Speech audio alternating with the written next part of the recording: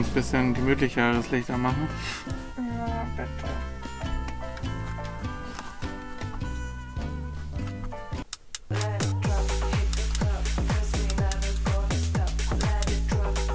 Gemütlich. Disco-Party. Hm.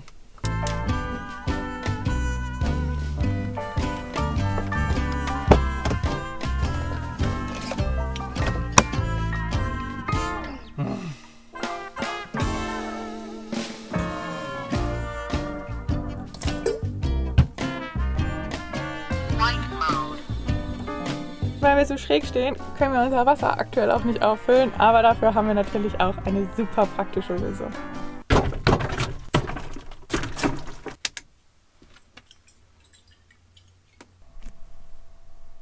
Steht auch überhaupt nicht im Weg.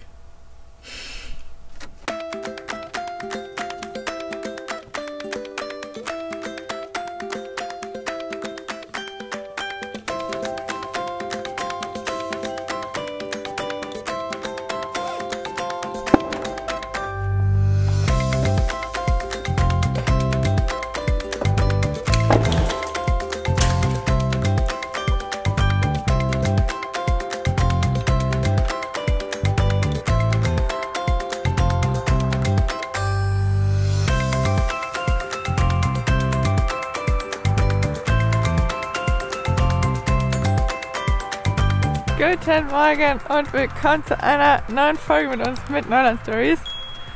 Ich habe definitiv zu viele Kapuzen. Ich fühle mich wie so ein kleiner Eskimo, aber es hatte ja letzte Woche schon geschneit. Der erste Schnee ist schon wieder abgeschmolzen, es ist aber trotzdem frostig kalt hier. Wobei ich überrascht bin, dass heute Morgen hier dass es nicht gefroren ist über Nacht, sondern eher nur Tau auf der Wiese ist. Wie ihr sehen könnt, wir sind immer noch in der Werkstatt, aber wir haben ein paar Updates.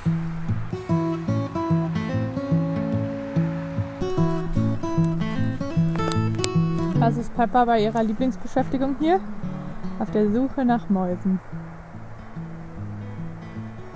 Und meistens verfängt sie sich dann da in irgendeinem der Strohwurzeln, die noch aus dem Boden stehen.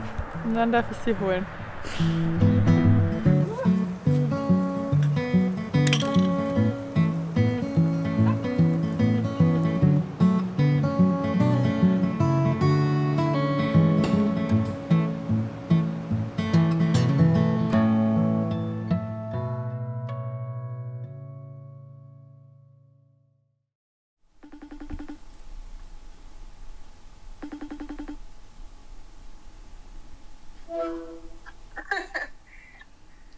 George Anrufe.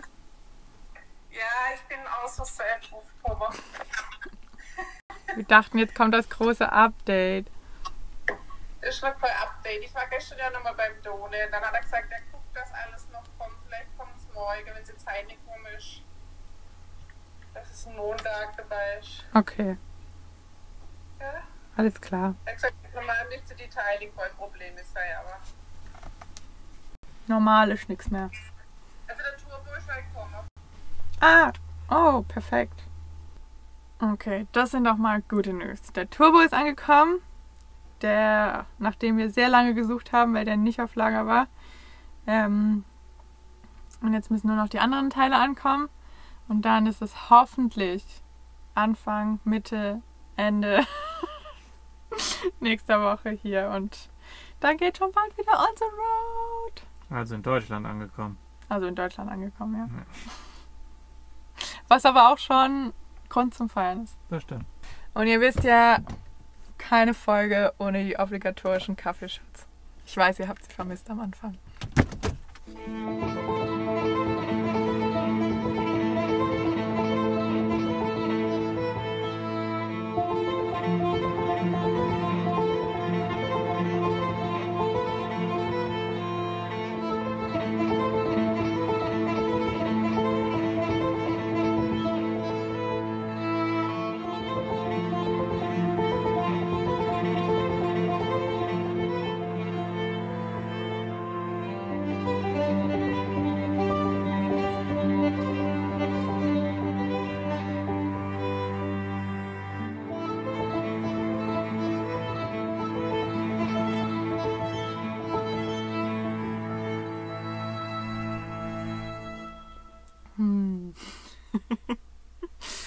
Hat euch gefallen, oder?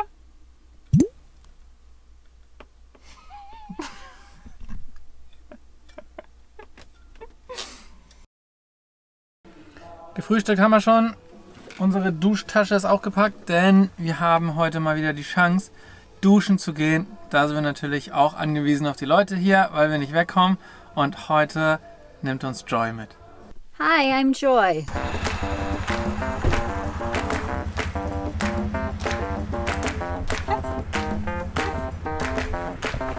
All right, well, where are we going to first, guys? Shower. Okay, I know how to do that. It's okay. I think I can possibly handle that.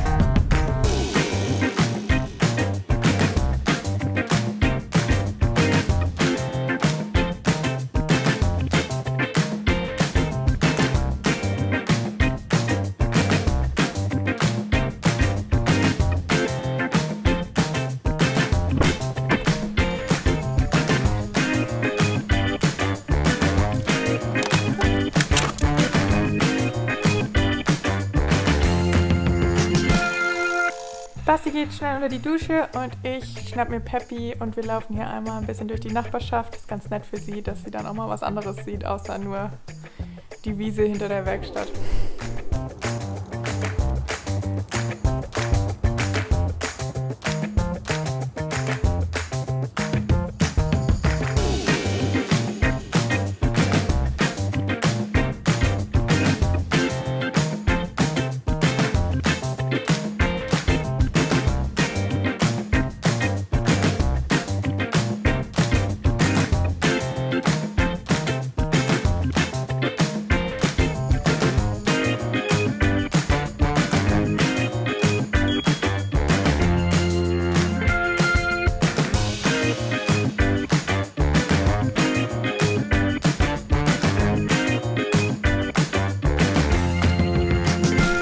Bangor ist eine richtig, richtig süße kleine Stadt. Nee, Stadt kann man gar nicht sagen, aber ein Mini-Städtchen. Mit einer kleinen Einkaufsstraße, Friseur, kleinen süßen Läden und ja, so eine halbe Stunde von La Crosse, der größeren Kleinstadt entfernt, am Mississippi. Ja, so ein richtig verschlafenes Städtchen. Also wir sind quasi noch niemandem begegnet hier. Peppy fragt sich, warum der Wolf auf 2 Füßen steht. Ja, Peppy?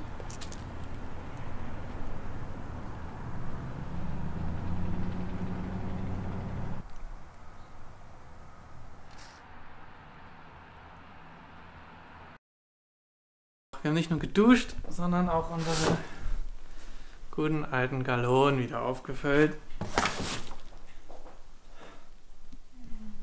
Was geht jetzt mit warm?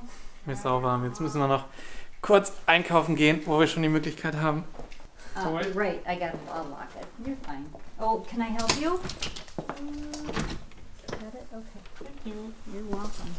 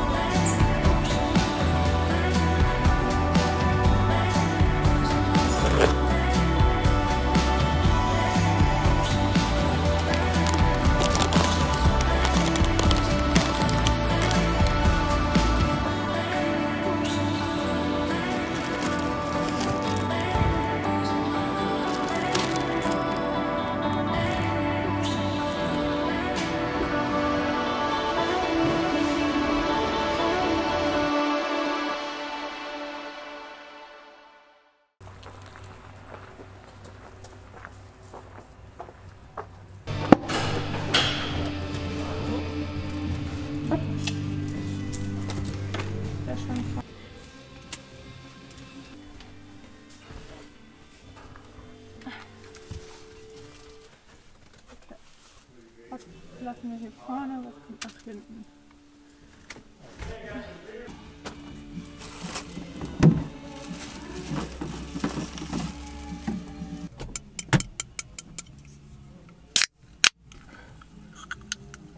Endlich wieder mal Wasser mit ein bisschen Geschmack. Und so laufen hier die aufregenden Tage ab. Der Tag ist so aus der Hälfte durch. Ja, ich weiß, aber es ist quasi ein aufregender Tag heute. Ja, heute ist wir durften raus, wir fahren duschen. Ich war mit Peppy in Bangor unterwegs. Wir waren einkaufen. Das ist hier nicht ein normaler Tag für uns. Das ist hier das ist Action Day. Ein normaler Tag ist eigentlich hier drin rumsitzen, Arbeiten, Sachen organisieren, hin und her telefonieren. Und das war's. Und essen. Und essen. Und finally wieder, du hast schon gesagt, ne?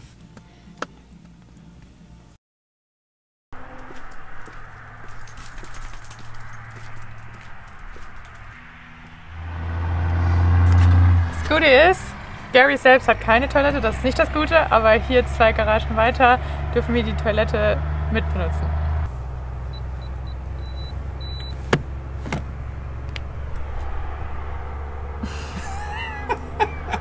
Oder vielleicht auch nicht mehr. Krass. Muss man mal Gary fragen. Ich glaube, dann ist der neue Besitzer da und hat den Code geändert. Meinst du? Ja. Das war der Luxus. Also keine Toilette mehr für uns. Nur noch Toilette in Garys Wohnung. Also machen wir das dann. Yay.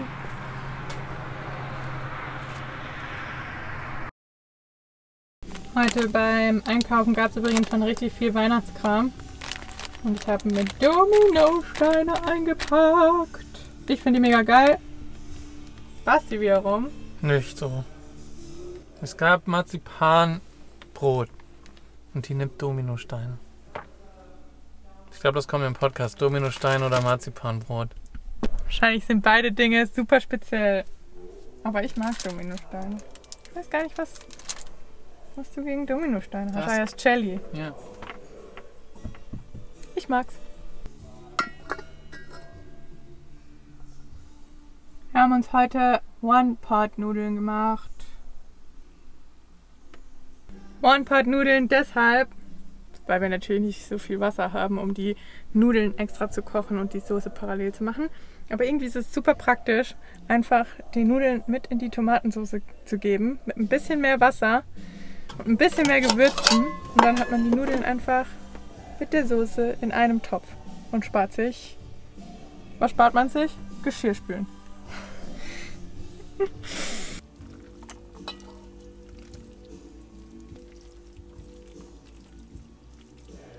Und die Zutaten sind so simpel wie einfach. Stückige Tomaten, Spaghetti, halbe Zwiebel, 2 Möhren, italienische Gewürzmischung, Pfeffer, Salz, ein bisschen Chiliflocken und das alles in den Topf. Oh, und Wasser.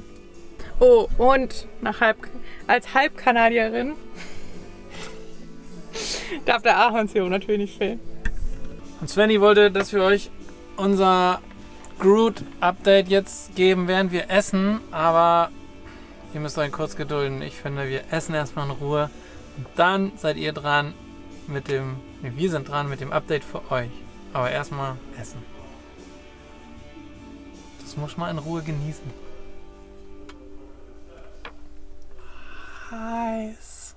Und wenn wir nicht schon genug Schokoflecken im Bett haben, kommen da noch Tomatenflecken dazu. Ja, wir haben gerade keinen Platz. Ja.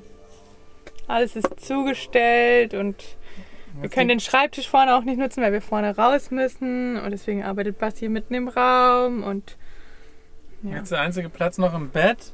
Aber wer ist da, wo wir sitzen im Bett zum Essen? Der Hund. Ist halt auch bequem haben. Ich bin auch von Mal zu Mal dann besser.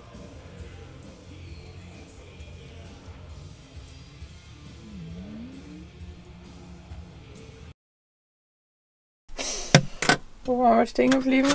Nudeln zum 3. Mal in Folge haben sehr gut geschmeckt. Update. Wir waren euch noch ein Update schuldig. Und zwar für alle, die vielleicht jetzt erst dazugekommen sind und unsere ganze Misere noch nicht mitbekommen haben. Wir haben jetzt mittlerweile seit Juli Probleme mit unserem Van. Wir haben immer mal wieder Kühlwasser verloren. Es hat es oben aus der Kappe rausgedrückt und wir sind so peu à peu dem Problem auf den Grund gegangen. Erfolglos. Sehr, sehr erfolglos, muss man dabei sagen. Das größte Problem ist aber, die Ersatzteile bekommen wir hier nicht. Wir müssen immer alles aus Deutschland hierher senden. Und ja, wir haben alle möglichen Optionen abgegrast. Von Fiat-Werkstätten bis Ram, ProMaster, also wirklich einmal das komplette Sortiment. Haben nichts gefunden, deshalb müssen wir jetzt immer alles aus Deutschland bestellen. Und ja, haben dann einmal die AGR-Kappe ausgetauscht, haben die Wasserpumpe getauscht, haben das Thermostat getauscht, haben geguckt, ob alle Schläuche nicht verstopft sind, haben auch unter anderem mal versucht, mit so selbstabdichtenden Zeug, was man in das Kühlmittel reinkippt, das Problem zu lösen. Hat alles nichts geholfen, bis wir irgendwann mit kaputtem Anlasser dastanden und keine andere Option mehr hatten, als in die nächste Werkstatt zu fahren. Und so sind wir hier bei Gary gelandet. Thank you, Gary. You're welcome. Mit John haben wir ja in Kanada eigentlich eine ziemlich coole Werkstatt gefunden. Svenja hat ja schon gesagt, wir mussten ziemlich viele Werkstätten anfahren. Und das war nicht nur das Problem, dass wir die Teile da nicht bekommen haben, sondern auch, dass die Werkstätten ein europäisches Fahrzeug und dazu noch ein Diesel eigentlich gar nicht anfassen und reparieren wollen.